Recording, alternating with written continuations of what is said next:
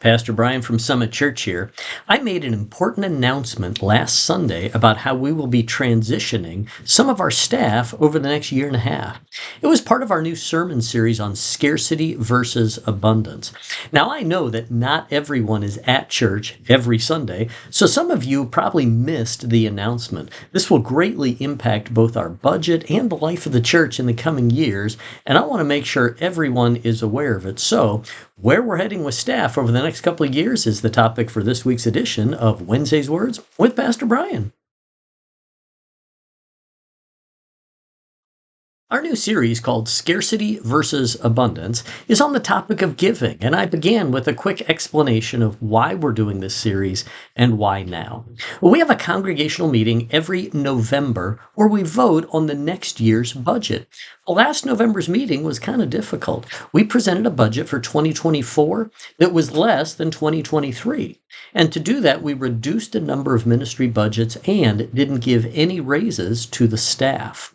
The reason we presented a smaller budget was that in October, when we're formulating the budget, we had 7 months in a row of decreased giving. So April was less than March, May was less than April, June was less than May, and so on. You get the idea. We have a 7-month trend.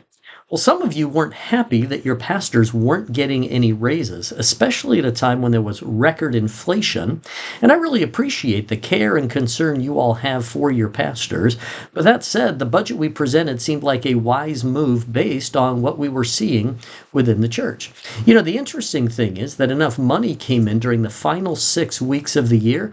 We actually met the budget. We did not fall behind.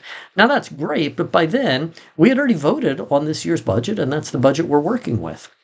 So I talked with Dan Williams, the chairman of the Elder Board, after that meeting. I think this was in December. And I said, we need to do a couple of things.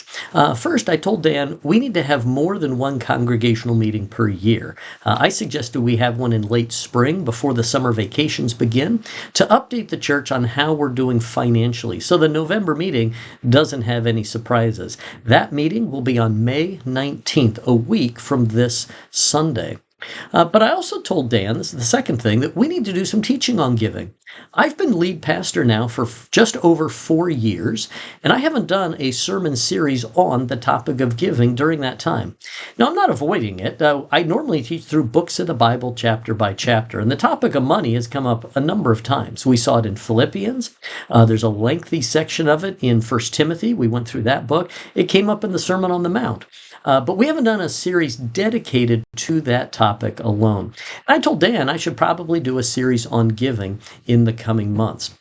Now, I'm not one to react to things. I like to take some time, pray it through, kind of let it percolate a little. So instead of jumping right into a series on giving after that November meeting, I decided to wait till after Easter and teach on giving in the weeks leading up to that additional congregational meeting. So it's all kind of a package. And that's why we're doing it now. But as many of you heard last Sunday, I'm really glad I waited because some things have come up just within the last month that will greatly affect our budget and our staff.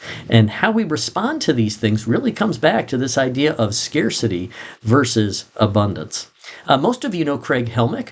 Craig is our production manager. He runs all of the tech on Sunday mornings and serves in a variety of other ways too.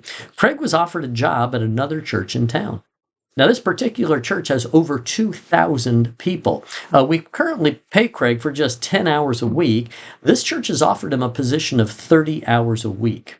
Craig is excellent at what he does. In fact, he's so good, one of the largest churches in town wants to hire him. That's how good he is. And I believe we should make a way to keep Craig here. Given that option, Craig said he'd prefer to be here at Summit, but he's a young guy, wants to be in full-time ministry, and he's got a job on the table. Now, I've put together a plan that will allow us to keep Craig here at Summit Church. Now, the obvious response is, well, Brian, we can't afford to keep pace with inflation for our current staff. How can you even consider hiring more? Well, that's a scarcity question. And I got to tell you, I really feel it as lead pastor. But the thing is, there's more than just Craig.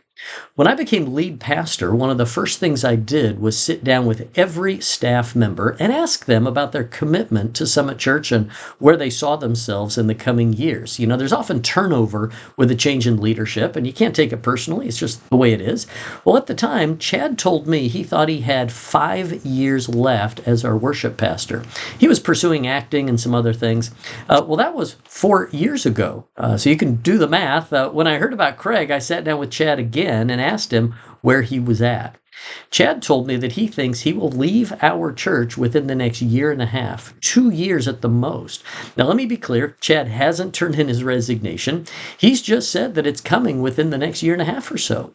And I don't know about you. It's hard for me to get my head around that. Chad's been leading music here for over 20 years. It's just hard for me to imagine what it looks like to have someone else filling that role. But the fact is, we know what's on the horizon. And our job as leaders is to plan for it. So the result of all of this is that the congregational meeting on May 19th is going to be a lot more than just the current state of our budget. You will hear my plan about transitioning our staff over the next 2 years and how that'll affect our budget. These are huge issues in the life of our church, and I hope you'll attend that meeting. It's after church. It'll include a potluck lunch. I want to close by repeating something you heard me all say last Sunday. If you weren't here, I encourage you to watch the sermon. I'll include a link to it if you're watching this on Facebook. If you're watching this on our e-news, click the media tab at the top of the page and you can get the sermon. Here's what I said. I reject the culture's message of scarcity, the idea that resources are scarce and there's not enough to go around. I believe the promises of God, including the one found in Philippians 4 that says God will supply all our needs according to his riches in glory in Christ Jesus. I hope you'll join us over the next several weeks as we continue to explore this further.